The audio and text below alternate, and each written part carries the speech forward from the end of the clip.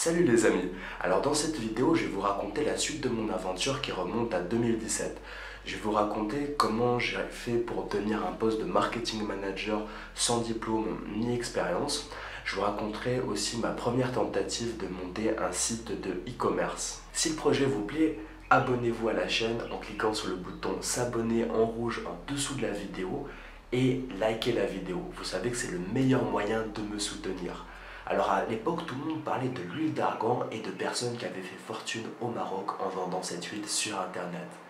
J'ai contacté une vingtaine de coopératives, toutes dans la région d'Agadir et Souera, et je leur ai demandé un devis et leur catalogue. Donc j'ai comparé leurs tarifs dans un tableau Excel, et j'ai trouvé que ces coopératives, elles vendaient pas que de l'huile d'argan, elles vendaient toutes sortes de produits dérivés de l'huile d'argan. Donc ouais, des produits vraiment très sympas, et avec des prix qui étaient vraiment très intéressants. Pour vous donner un exemple, je me rappelle que le flacon de 30 centilitres d'huile d'argan, il le vendait donc à 20 dirhams. J'avais besoin d'acheteurs, bien entendu. Donc j'ai trouvé une méthode pour chercher le pays dans lequel j'allais vendre cette huile-là. Et pour ce faire, j'ai utilisé Google AdWords. Donc Google AdWords, c'est un service à travers lequel Google vend des mots-clés. Je m'explique rapidement. Mettons que vous avez un site internet sur lequel vous vendez des produits ou bien vous faites la promotion de votre business. Donc vous voulez que les personnes qui s'intéressent à ce que vous proposez puissent vous trouver facilement sur Google. Et donc en fait, vous allez sur Google AdWords et Google AdWords vous vend des mots-clés sur lesquels vous positionnez. Je m'explique rapidement. Si par exemple vous vendez du savon à base d'huile d'argan, vous voulez que les personnes qui tapent savon à l'huile d'argan sur Google par exemple vous trouvent rapidement. Vous trouvent en fait tout en haut de la première page de résultats. Alors vous allez aller sur Google AdWords et donc vous allez acheter les mots-clés savon à l'huile d'argan à Google. De manière à que Google positionne votre site et donc présente votre site sur la première page tout en haut aux gens qui ont tapé la recherche savon à base d'huile d'argan. Et en fait, Google AdWords vous met à disposition un outil qui vous permet justement de tester les mots-clés avant de les acheter. Et cet outil vous permet de savoir, par exemple, quel volume de recherche on a sur tel ou tel mot-clé. Pour savoir, bien entendu, qu'est-ce que vous achetez. Aussi, savoir, par exemple, dans quel pays ou dans quel état il y a le plus de volume de recherche qui va être fait sur un mot-clé donné. Vous voyez maintenant où je veux en venir. Donc je suis parti sur Google AdWords, j'ai tapé dans un premier temps huile d'argan, donc j'ai trouvé que le plus gros volume de recherche c'était bien évidemment au Maroc. Après, loin après le Maroc, en deuxième position, je crois qu'il y avait la France. Donc le Maroc, bien entendu, je n'allais pas vendre de l'huile d'argan au Maroc, sachant que c'est produit sur place et que c'est le pays dans lequel ça vaut le moins cher, ce qui est normal. Par rapport à la France, j'ai fait quoi? Je suis parti voir les sites français qui vendent de l'huile d'argan, différents sites, pour voir les tarifs que eux proposent. Donc le même flacon de 20 centilitres qui se vend donc au prix de gros à 20 dirhams, soit à peu près à 1,80 €. Il se vend en France à, je ne me rappelle plus exactement, entre 17 et 23 €. Voilà, je me suis dit, on va chercher mieux, donc j'ai tapé argan oil, donc la traduction d'huile d'argan en anglais. Et là, donc ça a sorti que le plus gros volume de recherche sur les mots-clés argan oil, donc il y avait bien entendu notamment le Maroc, il y avait les pays du Golfe, il y avait le Canada et les États-Unis. Alors j'ai regardé justement des sites de ces différents pays qui vendaient de l'huile d'argan dans les pays en question, pour me faire une idée justement des tarifs de la concurrence à laquelle j'allais avoir affaire en démarrant. Et j'ai trouvé que le pays dans lequel l'huile d'argan coûtait le plus cher, c'était aux États-Unis. Tout à l'heure, je vous disais que Google AdWords vous permet d'avoir une idée du volume de recherche sur des mots-clés donnés par État. Donc aux États-Unis, ça variait même d'un État à l'autre. Et l'endroit où le volume de recherche était le plus important, c'était spécialement en Californie. J'ai regardé des sociétés, des sites américains qui proposent de l'huile d'argan et j'ai trouvé que ces mêmes 30 centilitres aux États-Unis, ils coûtaient 44 $. 44 $, ça vous fait à peu près presque 400 dirhams. Le même flacon qui coûte 20 dirhams en gros quand vous l'achetez à une coopérative. Donc qu'est-ce que j'ai fait? Moi, il fallait que je puisse calculer en fait les prix que j'allais proposer à mes clients. Et pour ce faire, j'ai déjà commencé par la base de la base. Je vous ai dit dans la dernière vidéo, ou dans les dernières vidéos, si vous les avez suivies, vous savez qu'à cette époque-là, j'étais vraiment fauché, j'étais vraiment à 0 dirham. Et j'avais pas donc la capacité d'acheter un stock pour pouvoir le vendre. Et en faisant mes recherches, j'avais trouvé une méthode de logistique. Une méthode de logistique qui vous permet de vendre un produit avant même de l'avoir acheté. Ça peut vous paraître étonnant. Je m'explique rapidement.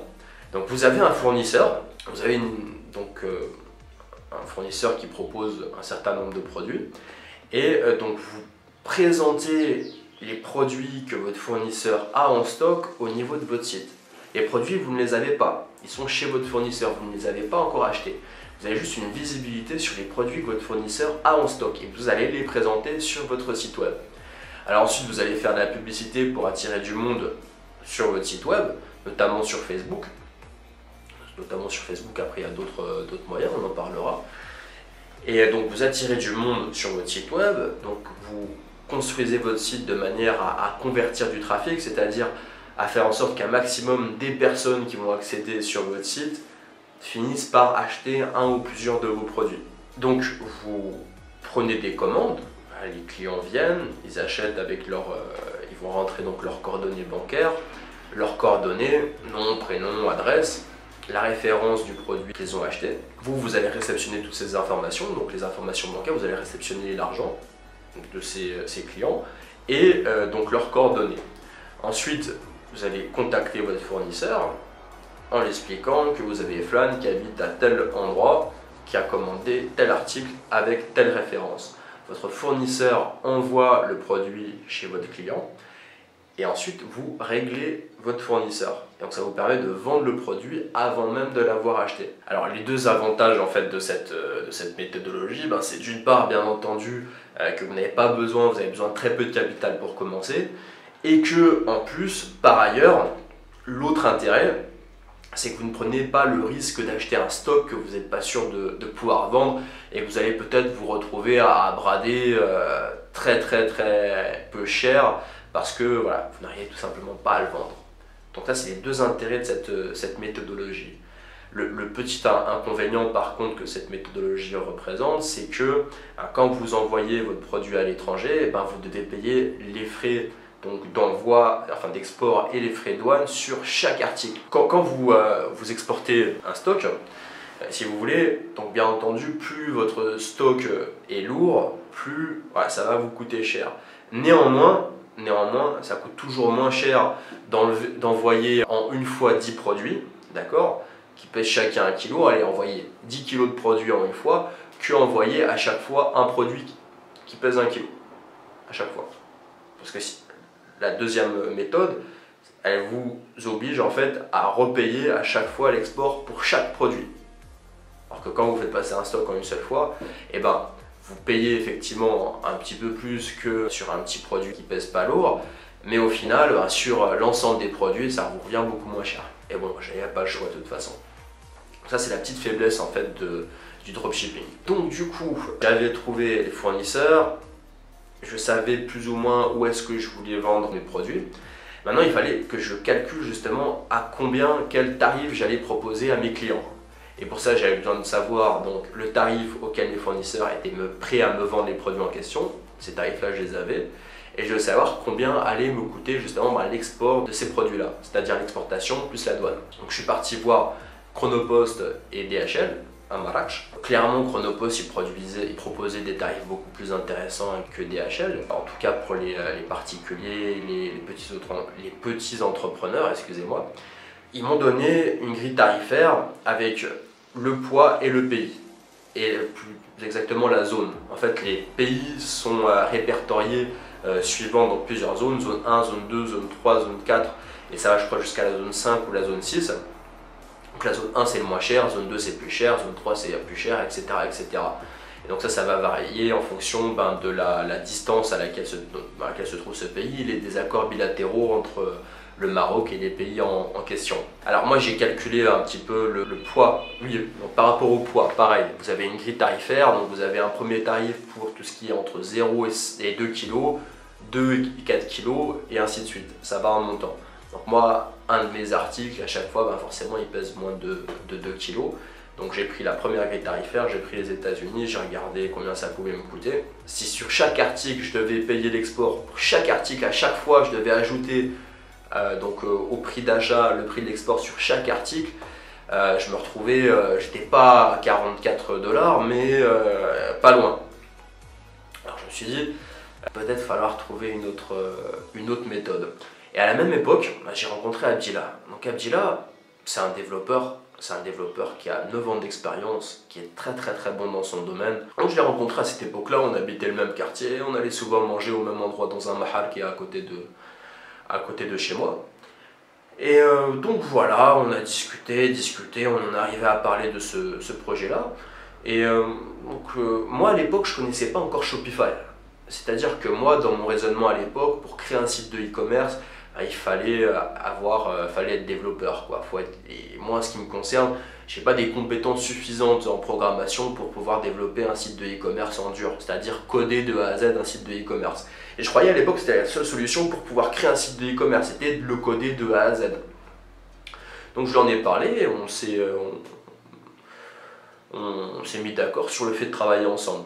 Donc moi, ma mission, ça aurait été de m'occuper de négocier avec les fournisseurs, de m'occuper de la partie commerciale et marketing, et lui de développer le site. On s'est mis d'accord là-dessus. Donc c'est suite à ça que je suis parti, voilà, c'est un petit peu plus tard, suite à ça que je suis parti voir Chronopost, et que je me suis rendu compte qu'en travaillant en dropshipping, on faisait très peu de marge, quoi. Abdillah, il m'a proposé de mettre de sa poche pour le premier stock, pour justement qu'on puisse faire davantage de marge. À ce moment-là, si on achète un stock, il va falloir qu'on puisse stocker le produit en Amérique, en Californie, à proximité des clients avant de les livrer. Vous êtes d'accord avec moi? Et qu'on trouve donc une société qui puisse stocker ce produit là-bas sur place en Amérique et qui puisse le livrer au client final au fur et à mesure des commandes. J'ai commencé déjà par répertorier les sociétés qui proposaient ce service-là en Californie. Pareil, je les ai mis dans un Excel et je les ai contactés par email avec l'onglet catastrophique que j'avais à l'époque. Donc très rapidement, la société en question m'ont répondu. Les Américains n'aiment pas les protocoles. Donc quand ils vous parlent d'une manière, voilà, comme un ami. Ouais, en gros, voilà, ils m'ont dit, voilà, salut, bon, ça nous ferait... Je vais pas parler en anglais parce que j'ai un anglais qui reste, j'ai un accent un petit peu bizarre. Donc, en gros, voilà, nous... on est prêt à travailler avec vous, il n'y a pas de souci. En revanche, on a besoin de votre numéro de société, votre numéro d'inscription au registre du commerce.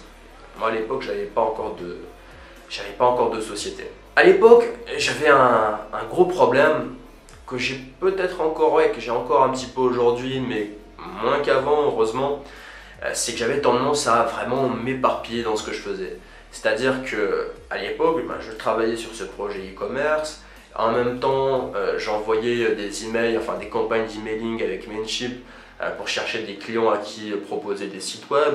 Donc voilà, je m'éparpillais un petit peu à droite à gauche, ce qui fait qu'au final, je ne faisais pas grand-chose. J'étais pas très efficace et même pas du tout efficace dans ce que je faisais, pour dire les choses telles qu'elles sont. Et donc à cette époque-là, j'allais souvent voir les offres d'emploi pour des postes dans le marketing ici à Marrakech.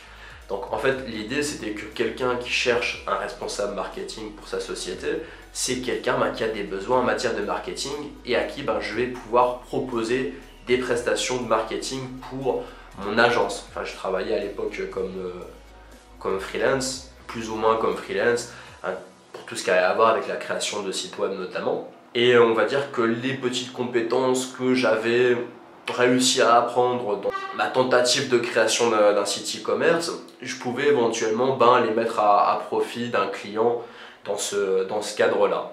C'est-à-dire développement de site web et tout ce qui va être campagne d'emailing notamment. Et donc je regardais les offres d'emploi de responsable marketing, de marketing manager, j'avais pas froid aux yeux à Marrakech. Et donc j'avais une méthode pour contacter ces sociétés-là, une méthode dont je vais vous parler maintenant et qui a porté ses fruits, peut-être pourra vous servir. J'avais les offres d'emploi, j'avais les noms des sociétés en question. Donc je partais sur un site qui s'appelle shareka.ma. Alors vous allez sur ce site-là, vous faites un copier-coller du nom de la société et ça vous sort des informations sur la société, notamment le nom du patron de la société en question. Je copiais son nom sur le moteur de recherche de LinkedIn. Si jamais LinkedIn c'est un réseau social pour professionnels. Donc je copiais son nom dans le moteur de recherche du réseau social. Je lui envoyais un message privé dans lequel je lui expliquais pourquoi je pensais pouvoir l'aider dans son business. Et un jour, j'ai trouvé donc une annonce qui provenait d'une société qui fabrique des enceintes et qui est spécialisée dans l'acoustique de manière générale et qui était donc à la recherche d'un responsable marketing. J'ai copié-collé le nom de la société sur sherika.ma. J'ai trouvé le nom du patron, j'ai copié-collé son nom sur LinkedIn, je l'ai trouvé sur LinkedIn et j'ai envoyé un message privé. Et dans la semaine, j'ai été appelé par une dame qui m'a expliqué justement qu'elle travaillait pour cette société et qu'elle aurait besoin donc de mon CV. Donc elle m'a donné leur adresse mail et je leur ai envoyé donc un CV. Et la même semaine, donc cette même dame m'a rappelé et m'a demandé quand est-ce que je pouvais être disponible pour un entretien d'embauche. On a pris rendez-vous un jeudi à 14 h. Donc le jeudi, j'ai mis une petite chemise, un petit pantalon noir, petite chaussure de ville. Donc on s'était donné rendez-vous à côté du café malaisien. Si vous connaissez un petit peu Marrakech, plus exactement à côté de l'école de cinéma qui est vers Al Fassi à Daoudiat. Donc je suis arrivé là-bas à 14 h. J'ai appelé la dame. Donc elle m'a dit qu'un salarié de la société allait venir me chercher. J'ai attendu 5 minutes. Il faisait très très chaud, c'était le mois d'août à Marrakech. Il fait vraiment très chaud. Donc au bout de quelques minutes, il y a un monsieur de mon âge à peu près, un jeune monsieur qui est venu avec une Golf GTI blanche. Je suis monté, il m'a ramené vers une villa. On est parti, donc il a ouvert le portail et on est descendu dans le garage de la villa. Et le garage avait été transformé en atelier. À l'intérieur du garage, il y avait un autre jeune qui était en train de faire de la soudure en regardant des plans sur un PC. Il y avait des enceintes qui étaient en train d'être assemblées, des composants électroniques. C'était vraiment l'ambiance start-up, Si vous avez regardé des reportages sur WhatsApp ou Google à leur début, c'est vraiment cette ambiance, voilà, un groupe de jeunes, un groupe d'amis qui travaillent ensemble dans un garage, voilà, pour monter leur business. Donc j'ai attendu, il est parti chercher le patron est venu. C'était un monsieur qui avait la trentaine, j'ai suivi dans son bureau. Donc son bureau, c'était tout simplement son bureau dans sa maison. Et donc voilà, il a commencé à me poser quelques questions. J'ai tout de suite vu que le monsieur était intelligent. Il était présent vraiment à 100%, quoi. Vous avez l'impression que le monsieur voit ce qui se passe dans votre tête, voit à quoi vous pensez. J'ai parlé, je lui ai fait visiblement de l'impression. Donc il m'a dit voilà, moi à l'heure d'aujourd'hui sur un entretien d'embauche, c'est-à-dire sur une conversation, je peux pas vraiment juger de vos compétences. Ce que je vous propose éventuellement, c'est de me faire une réalisation, donc un flyers, à travers lequel vous allez démontrer vos compétences dans le marketing. Donc ce flyers là, bien sûr, je vais vous payer pour vous allez avoir un budget pour cette réalisation. Comme ça, si jamais au final je décide de ne pas travailler avec vous, vous n'aurez pas travaillé pour rien. Voilà, proposition qui est honnête. Et donc ensuite on a fait un petit tour, il m'a montré les enceintes qu'il fabriquait. Ça se voyait que le monsieur était vraiment passionné par son travail, qu'il aimait vraiment son travail. Donc on a discuté un petit peu de ce qu'il faisait. Ensuite je suis rentré, je crois que j'avais une deadline de quelques jours pour faire ce flyers. Alors j'ai passé énormément d'heures à travailler dessus puisque j'avais aucune compétence en design. Donc ça m'a pris beaucoup de temps. J'ai envoyé un premier jet, il m'a demandé de faire des modifications, j'ai envoyé un deuxième jet. Et là on s'est redonné rendez-vous, il m'a redonné rendez-vous. On s'est rencontrés à nouveau donc dans sa villa. Donc il m'a dit c'est bon pour moi, je suis intéressé par le fait de travailler avec vous. Je me rappelle, on s'était donné rendez-vous un matin à 10 h et quand je suis arrivé devant, lui était en train de partir, il fallait qu'il parte à sa banque. Donc je suis monté avec lui, on est parti à sa banque, on a discuté sur la route, il m'a expliqué sa stratégie et puis on a discuté par rapport à la manière dont on allait éventuellement collaborer. On a parlé bien entendu de la rémunération, donc il m'a demandé quelles étaient mes prétentions salariales, c'est-à-dire combien je voulais concrètement pour travailler avec lui. Moi je lui ai dit 7-8 000 dirhams par mois. Alors lui il m'a dit, Ah, je viens de démarrer, aujourd'hui c'est pas dans mon budget, moi ce que je peux éventuellement te proposer c'est 5000 dirhams et une prime, en fait des primes sur les ventes qui viendront en retour de tes campagnes de marketing. Donc dans la situation où je me trouvais, ça m'a paru convenable, surtout que le travail m'intéressait, c'est-à-dire le travail de marketeur, c'est quelque chose qui me passionne. Comme je vous ai dit, j'ai eu un bon ressenti par rapport à cette personne et par rapport à cette petite société et l'ensemble des personnes qui y travaillaient. Je me suis pas trompé parce que je suis encore même si on travaille plus ensemble à l'heure d'aujourd'hui, je suis encore en contact avec cette personne, on est même devenus amis. Et c'est quelqu'un qui a 35 ans et qui est déjà dans l'entrepreneuriat depuis l'âge de 22 ans, qui a presque 15 ans d'expérience dans l'entrepreneuriat. Quand j'ai des questions relatives à ce que je fais dans mon business, je le contacte, régulièrement on se voit, on fait un café, on discute de ça.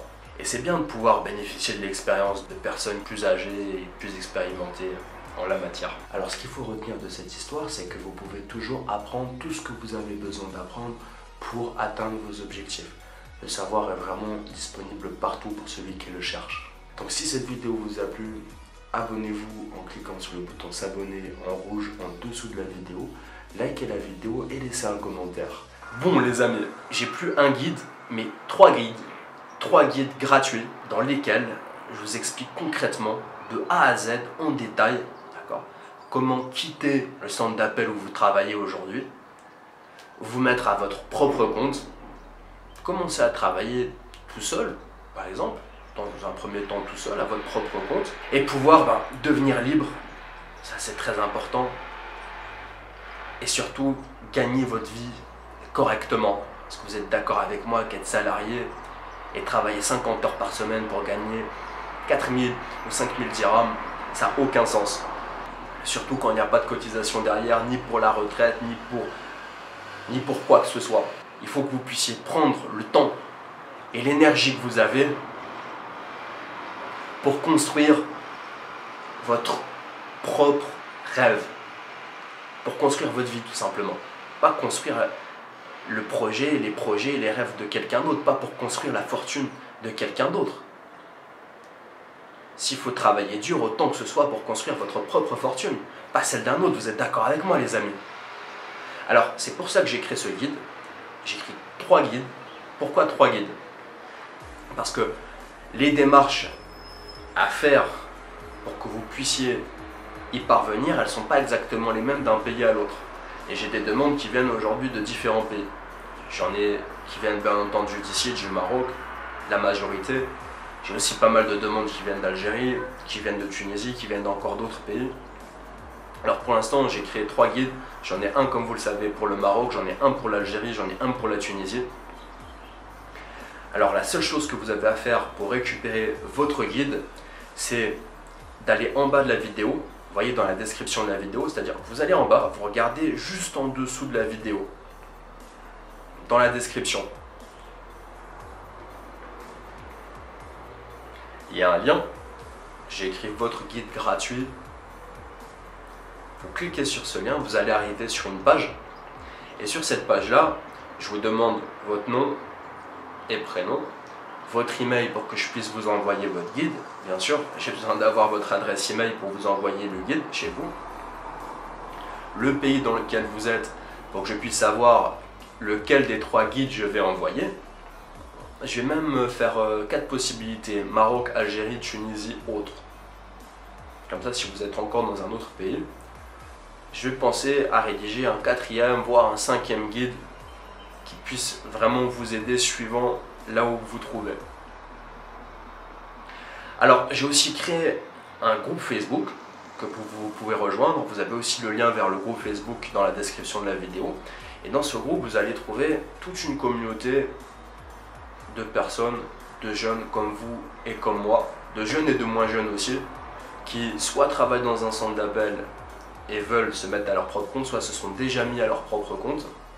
Et là, vous allez pouvoir rencontrer tout un tas de personnes qui sont justement dans la même démarche que vous et qui vont pouvoir vous aider, vous accompagner, vous allez pouvoir échanger, ça va vous permettre d'avancer plus vite et d'être plus efficace. Les amis, je vous dis à très bientôt.